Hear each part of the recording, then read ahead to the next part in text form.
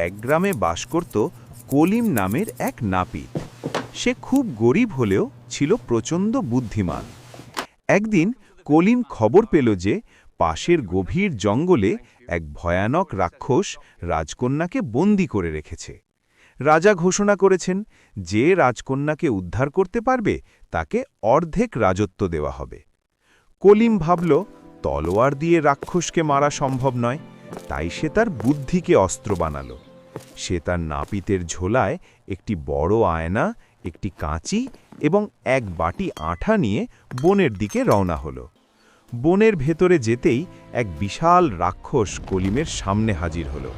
রাক্ষসটি হুঙ্কার দিয়ে বলল, মানুষ, আজ তোকে কাঁচাই চিবিয়ে খাবো।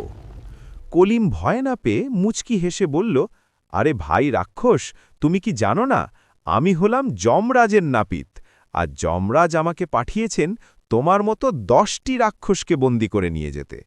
রাক্ষস অবাক হয়ে বলল, মিথ্যা কথা, তুমি আমাকে কিভাবে বন্দী করবে? কলিম তখন তার ঝোলা থেকে বড় আয়নাটি বের করে রাক্ষসের সামনে ধরল।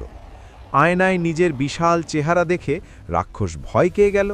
কলিম বলল, দেখো, এই জাদুর বাক্সে আমি অলরেডি একটি রাক্ষসকে বন্দী করেছি, এখন তোমাকেও এর ভেতরে ঢুকিয়ে দেব।